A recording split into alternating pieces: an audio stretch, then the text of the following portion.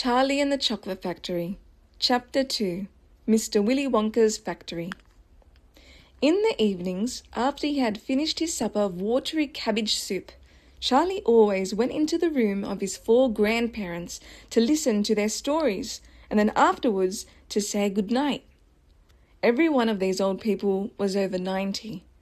They were as shriveled as prunes and as bony as skeletons, and throughout the day, until Charlie made his presence, they lay huddled in their one bed, 2 at either end, with nightcaps on to keep their heads warm, dozing the time away with nothing to do. But as soon as they heard the door opening, and heard Charlie's voice saying, "Good evening, Grandpa Joe, and Grandma Josephine, and Grandpa George, and Grandma Georgina," then all 4 of them would suddenly sit up, and their old wrinkled faces would light up with smiles of pleasure, and the talking would begin. For they loved this little boy. He was the only bright thing in their lives, and his evening visits were something that they looked forward to all day long. Often Charlie's mother and father would come in as well, and stand by the door listening to the stories that the old people told, and thus, for perhaps half an hour every night, this room would become a happy place, and the whole family would forget that it was hungry and poor. One evening, when Charlie went in to see his grandparents, he said to them, "Is it really true that Wonka's chocolate factory is the biggest in the world?" "True?" cried all 4 of them at once. "Of course it's true. Good heavens, didn't you know that? It's about 50 times as big as any other. And is Mr. Willy Wonka really the cleverest chocolate maker in the world?"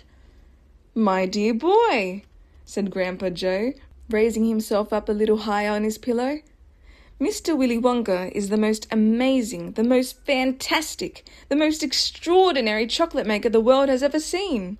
I thought everybody knew that." "I knew he was famous, Grandpa Joe, and I knew he was very clever." "Clever?" cried the old man. "He's more than that. He's a magician with chocolate. He can make anything he wants. Isn't that a fact, my dears?" The other 3 old people nodded their heads slowly up and down and said, "Absolutely true, just as true as can be." And Grandpa Joe said, "You mean to say I've never told you about Mr. Willy Wonka and his factory?" "Never," answered little Charlie. "Good heavens above! What's the matter with me?" "Will you tell me now, Grandpa Joe, please?" "I certainly will. Sit down beside me on the bed, my dear, and listen carefully." Grandpa Joe was the oldest of the 4 grandparents.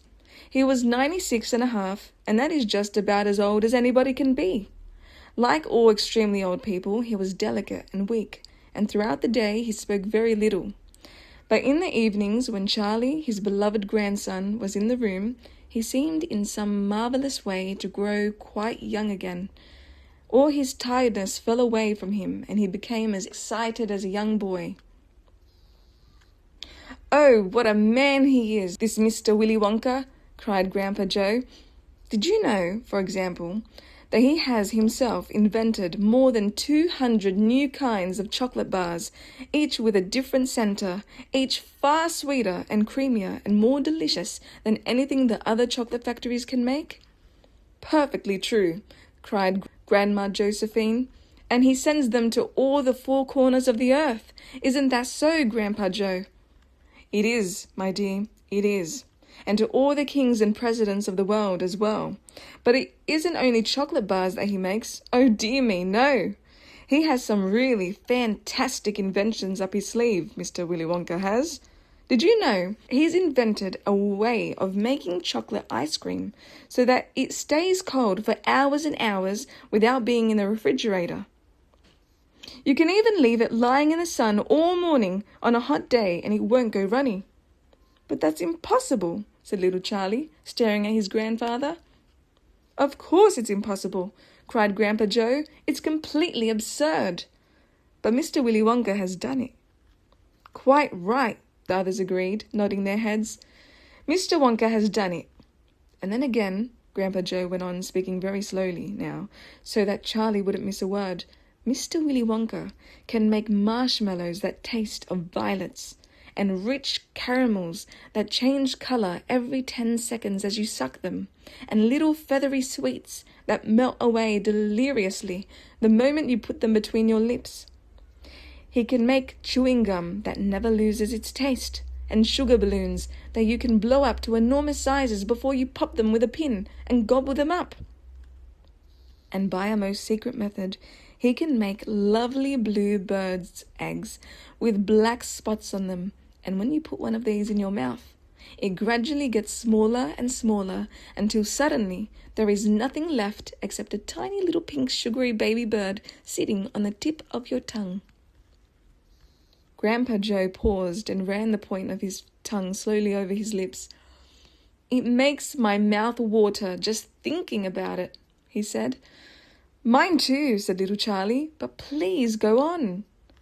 While they were talking, Mr. and Mrs. Bucket, Charlie's mother and father, had come quietly into the room, and now both were standing just inside the door listening. "Tell Charlie about that crazy Indian prince," said Grandma Josephine. "He'd like to hear that." "You mean Prince Pondicherry?" said Grandpa Joe, and he began chuckling with laughter. "Completely dotty," said Grandpa George. "But very rich," said Grandma Georgina. "What did he do?" asked Charlie eagerly. "Listen," said Grandpa Joe, "and I'll tell you."